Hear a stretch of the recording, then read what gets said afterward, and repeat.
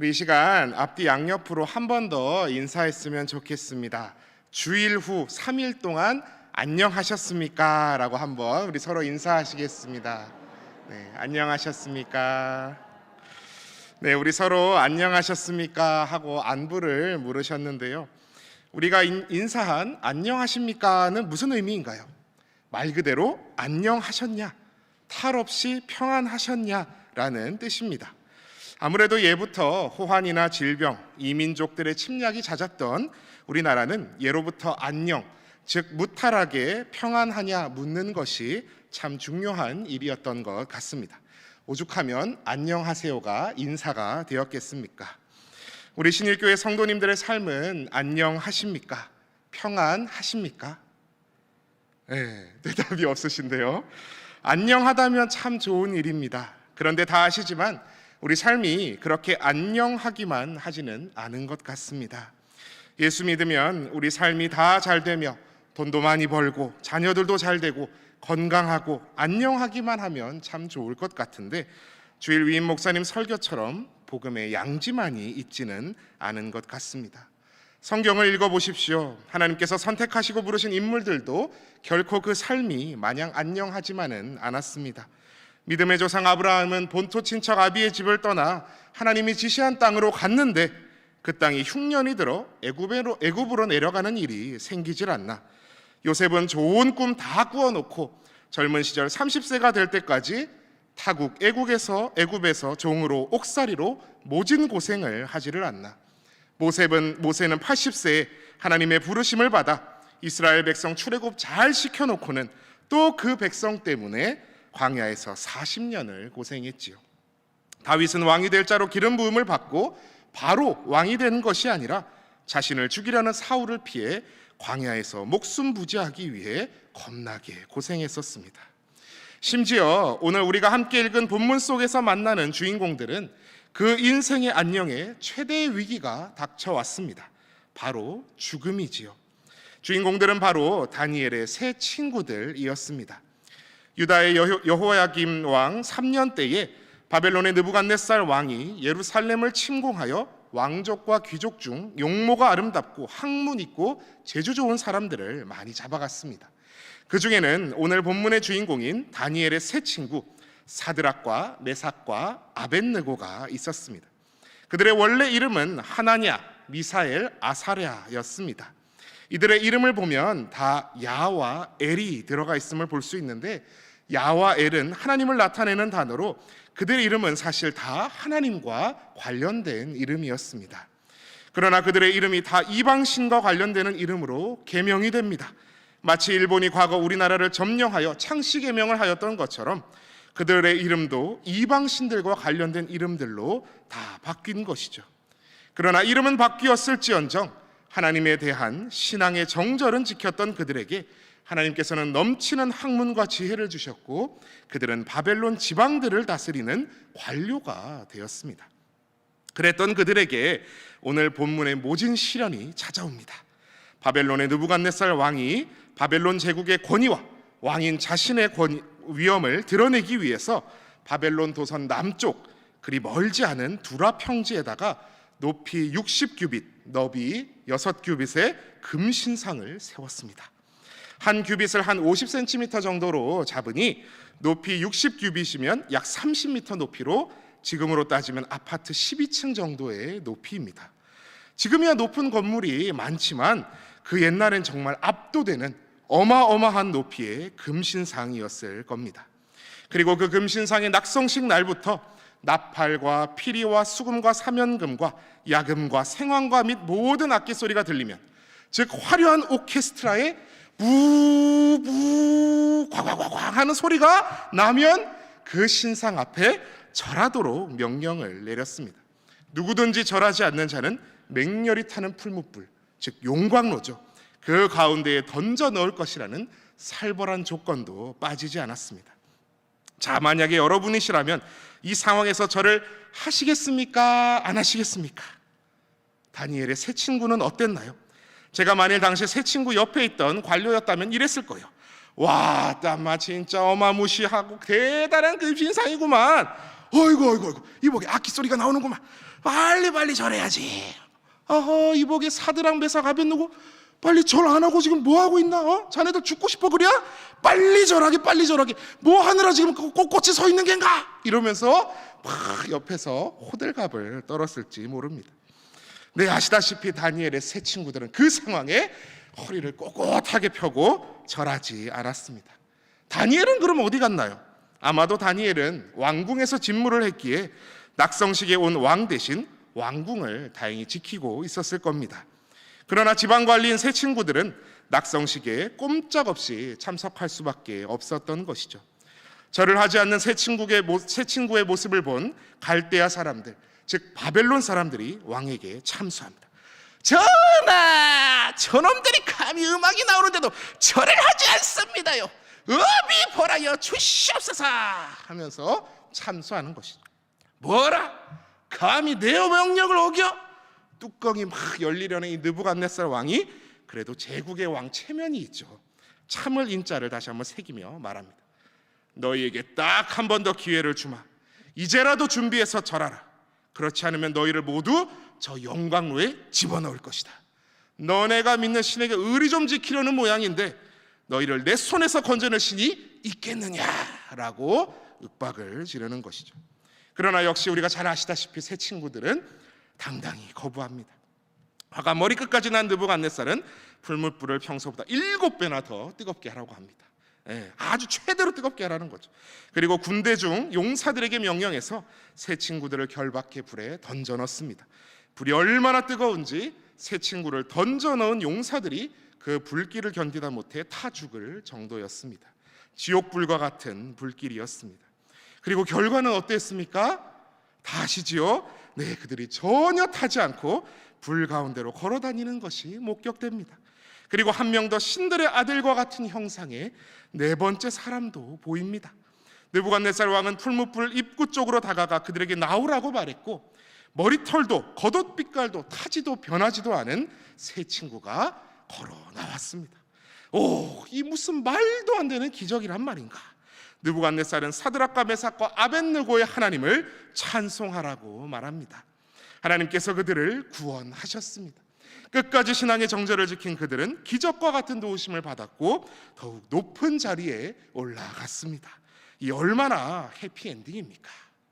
그러나 여러분, 저는 여기에서 분위기를 바꾸어 조금 더 자세히 오늘의 이야기를 들여다보고자 합니다. 우리는 어쩌면 그 이야기의 결말을 알고 있기에 그 이야기가 그저 그렇구나 라며 고개가 끄덕여지는지도 모릅니다. 마치 주인공이 절대 죽지 않을 것을 알기 때문에 공포영화나 액션영화에서 주인공이 위험에 처해도 죽지 않을 거라고 안심하고 보는 것처럼 말이지요. 오늘 본문에서 다니엘의 세 친구들은 왕에게 용감히 대답합니다. 세 친구들의 대답이 오늘 본문 16절 말씀에 나옵니다. 16절 말씀 주목해 보십시오. 사드락과 메삭과 아벳느고가 왕에게 대답하여 이르되 느부갓네살이여, 우리가 이 일에 대하여 왕에게 대답할 필요가 없나이다.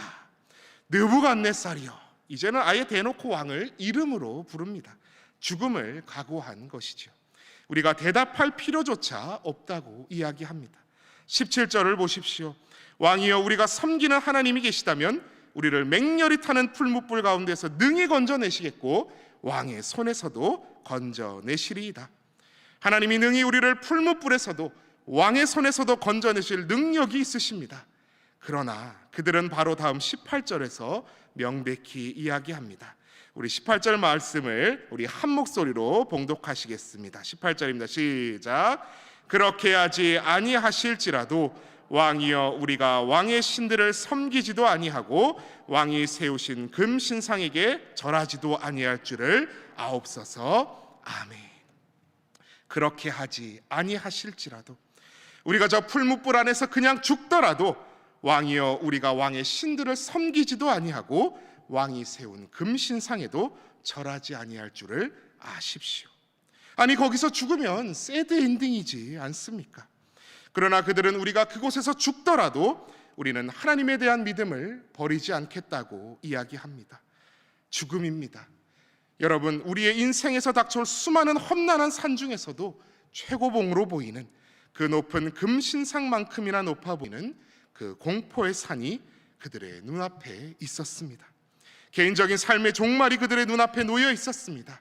그러나 그들은 하나님에 대한 믿음을 꺾지 않았습니다. 우리에게도 때때로 돈이, 권력이, 각종 세상 지식과 규율들이 바벨론의 왕과 같이 다가올 것입니다. 우리가 일찍이 겪었던 고난들은 그저 쉬운 추억으로 느껴질 정도로 거대한 시련이 인생 가운데 있을지 모릅니다. 하나님의 진리의 말씀에 반대되는 그 세상의 이야기에 따르지 않으면 풀무불 속에 던져져 죽을 것 같은, 아니 어쩌면 진짜 죽음의 공포가 우리를 옥죄일지도 모릅니다. 그때 우리는 어떻게 해야 합니까? 잠시 신약의 사도행전 12장의 이야기를 나누고자 합니다. 사도행전 12장에서는 베드로의 이적적인 탈옥 사건이 기록되어 있습니다. 헤롯 왕은 베드로를 잡아 유월절 후에 공개 처형을 하려고 합니다. 다음 날 죽을 것을 기다리며 베드로는 감옥에서 쿨쿨 자고 있었습니다. 그런데 호련히 주의 사자가 나타나 베드로를 인도하여 감옥에서 탈출시킵니다. 마가의 집에서 기도하던 사람들이 베드로 아저씨가 돌아왔어요 라고 말하는 여자아이 로데의 말을 듣고도 에이, 그의 천사겠지 라고 하면서 믿지 않을 정도로 기적적인 일이었습니다. 그런데 그 사도행전 12장 초반부에 스쳐 지나가듯 짧게 한 사람의 일이 적혀 있습니다. 바로 요한의 형제 야고보입니다. 사도행전 12장 1절에서 2절 말씀을 보십시오. 그때 헤롯 왕이 손을 들어 교회 중에서 몇 사람을 해하려 하여 요한의 형제 야고보를 칼로 죽이니. 야고보가 누구인가요? 세베대의 아들로 요한과 함께 보아너게, 즉 우레의 아들이라는 호칭을 주님께 얻었던 자입니다. 예수님께서 가시는 곳마다 특히 단 3명만 데리고 가실 때도 베드로와 요한과 함께 더불어 빠지지 않았던 특급 제자입니다. 그런 그는 헤롯 왕의 손에 죽었고 베드로는 감옥에서 건져내심을 받았습니다. 그렇다고 해서 베드로만이 그의 신앙에 대한 합당한 응답을 받은 것으로 보이십니까? 사도 야고보는 그의 목숨을 취하려는 헤롯 왕 앞에서도 당당히 예수 그리스도의 복음을 선포하였을 것입니다. 하나님에 대한 믿음을 결코 저버리지 아니하고 그의 목숨을 구해주시지 않더라도 감사하였을 것입니다. 오늘 우리는 그를 예수님의 제자 중 첫 번째 순교자로 기억하고 있습니다. 그리고 하나님 나라에서 그 수고함을, 충성됨을 칭찬받았을 것입니다. 교회에 다니면서 우리가 그리스도인이 된다는 것, 예수님의 제자가 된다는 것이 어떤 일입니까? 무엇이 복입니까? 교회를 다니면 복을 받고 하는 일이 잘 되고 돈도 많이 벌고 높은 지위에 올라 세상에서도 떵떵거리며 살고 죽어서도 천국에 가게 되니 이 얼마나 좋은 것인가라는 생각 혹시 하십니까? 하나님 이것 해주세요, 저것 해주세요. 하나님께서 이번만 이것 이루어 주시면 제가 교회 봉사도 하고 11조도 할 테니 서로 윈윈하는 거래를 좀 합시다 라고 타협하는 기도를 혹 하고 있지는 않습니까? 수많은 교회의 간증의 자리에서 내가 주님을 믿어서 재물과 명예의 복을 받고 모든 사람이 우러러보는 자리까지 왔다라고, 당신도 그리 될 수 있다라고 하는 간증을 보며 혹 그것만이 신앙의 전부라고 생각하지는 않습니까? 세상이 뭔가 이하하고 우러러볼 자리에 오르거나 사업이 잘 돼서 남부럽지 않은 수입을 올릴 때 하나님께서 진정 사랑하시고 복을 주시는 사람이고, 뭔가 세상적으로 실패해 보이는 사람은 기도와 믿음이 부족해서 그렇다고 우리가 감히 이야기할 수 있을까요? 세상적인 실패를 주님 탓으로 돌리며 자기 합리화를 하자는 말은 결코 아닙니다. 그러나 저를 포함한 우리가 그 어떤 고난 앞에서도, 세상 앞에서도, 심지어 죽음 앞에서도 타협하지 않는 당당한 신앙을 가졌으면 좋겠습니다. 이렇게 이야기할 수 있는 것은 제가 죽음도 두려워하지 않는 훨씬 더 용감한 사람이기 때문이 아닙니다. 저는, 그리고 여러분은, 우리는 약할 수 있습니다. 그러나 우리 하나님은 우리의 약할 때 강함 되십니다. 어떻게 우리가 세상 앞에 감히 당당하게 강할 수 있겠습니까? 어떻게 성경의 믿음의 선조들은 세상 앞에 담대할 수 있었습니까? 사드락과 메삭과 아벳느고가 위대한 사람이었기 때문이 아니라, 모세가, 다윗이, 베드로가, 바울만이 위대한 사람이 아니라 그들이 믿고 따르는 하나님이 위대한 하나님이셨기 때문입니다. 우리가 믿는 주님이 세상을 이기셨습니다. 세상 권력이 채찍과 조롱이 사망 권세가 예수님을 삼키고 멸망시킨 듯해 보였으나 하늘의 미랄이 땅에 떨어져 죽어 많은 열매를 맺음 같이 예수님이 결국 사망 권세 물리치시고 승리하셨습니다. 우리의 힘, 재능, 열정이 위대하기 때문이 아니라 우리가 믿는 주님이 위대하시기에 우리는 강할 수 있는 것입니다. 몸은 죽여도 영혼은 능히 죽이지 못하는 자들을 두려워하지 말고 오직 몸과 영혼을 능히 지옥에 멸하실 수 있는 이를 두려워하라 말씀하신 마태복음 10장 28절의 예수님의 말씀을 함께 기억하기 원합니다. 그리하여 우리 인생 가운데 설령 욥과 같은 견디기 힘든 시험과 고난이 여러분 앞에 닥치더라도, 넉넉한 재물을 원했으나 가난이 닥치더라도, 건강한 몸을 원했으나 그렇지 못하더라도 그렇게 하지 아니하실지라도의 믿음으로 오히려 내 삶의 주인 되신 하나님을 찬양하며 그분께 감사하며 그분과 교제하며 영원한 곳에 소망을 두고 살아가는 성도님들 다 되시기를 축복합니다. 이화여자대학교 유아교육학과를 나와 장래가 촉망받는 한 어여쁜 아가씨가 있었습니다. 2000년 7월 30일 주일 예배를 마치고 오빠가 모는 마티즈 승용차를 타고 부모님이 계신 집으로 가다가 용산 어느 지점에서 음주운전을 한 갤로퍼 승용차에 뒤에서부터 받쳐 중앙선을 넘어 7중 추돌 사고가 납니다. 얼마나 세게 받쳤는지 차에 불이 붙는 바람에 온몸에 화상을 입고 중환자실에서 생사를 넘나들다 겨우 살아난 자매가 있습니다. 이지선 자매, 과거 힐링 캠프에도 나온 적이 있고 지금은 한동대학교 상담심리사회복지학부 교수로 학생들을 가르치는 교수님이 되셨습니다. 이지선 교수의 사고 후에 썼던 글을 짧게나마 옮겨와 읽겠습니다. 화상으로 손톱 없이 짧아진 8개의 손가락으로 사람에게 손톱이 얼마나 중요한 것인지 알게 되었고 1인 10역을 해내는 온전히 남은 엄지손가락으로 생활하며 글을 쓰며 엄지손가락을 남겨주신 하나님께 감사했고 눈썹이 없어 무엇이든 여과 없이 눈으로 들어가는 것을 경험하며 사람에게 이 작은 눈썹마저 얼마나 필요한 것인지 알게 되었습니다. 무엇보다 건강한 피부가 얼마나 많은 기능을 하였는지 껍데기일 뿐 별것 아니라고 생각했던 그 피부가 우리에게 얼마나 소중한 것인지 알게 되었습니다. 그리고 감히 내 작은 고통 중에 십자가의 고통을 100만 분의 1만큼 공감할 수 있었습니다. 이 고통이 아니었다면 지금처럼 남들의 아픔에 진심으로 공감할 가슴이 없었을 것입니다. 남들은 말합니다. 저러고도 살 수 있을까? 네, 저는 이러고도 삽니다. 누구보다 행복하게 살고 있습니다. 나는 건강한 몸을 원했습니다. 그러나 그리 아니하실지라도 나는 하나님을 찬양하며 그분께 감사하며 행복하게 살 수 있습니다. 오늘 함께 읽었던 본문은 10년 전 제 인생 처음 했던 첫 설교의 본문입니다. 장신대 학부생으로 신촌교회 고등부 교사를 하던 시절 고등부 목사님의 배려로 제 인생 첫 설교를 준비하며 오늘 본문을 준비했던 기억이 납니다. 그로부터 10년이 지났지만 그렇게 하지 아니하실지라도 나는 주님을 따르겠다는 그 마음 변치 않기를 기도합니다.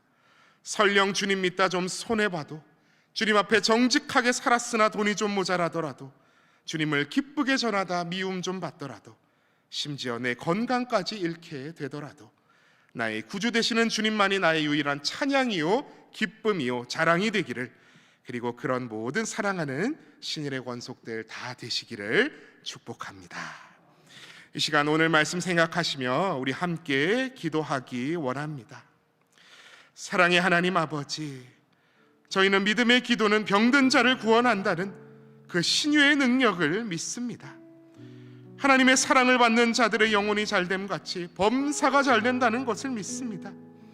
하나님의 일을 감당하는 자들에게 넉넉한 재물까지 허락하시겠다는 하나님의 복주심도 믿습니다. 그러나 그렇게 하지 아니하실지라도 그것은 선하신 하나님의 뜻이며 하나님은 우리의 영원한 신앙의 대상이 되심을 고백합니다. 이미 우리에게 독생자 예수 그리스도를 보내시어 그를 믿어 영생하는 가장 큰 기쁨의 선물을 주신 주님, 저희가 이 땅을 살아갈 동안 십자가의 복음만을 자랑하며 붙드는 진정한 신앙인 참된 그리스도인 되게 하여 주시옵소서. 이 기도 제목 놓고 이 시간 함께 주님 이름 외치시며 함께 기도하며 나아가시겠습니다. 주여 믿습니다. 주여 믿습니다. 주여 믿습니다.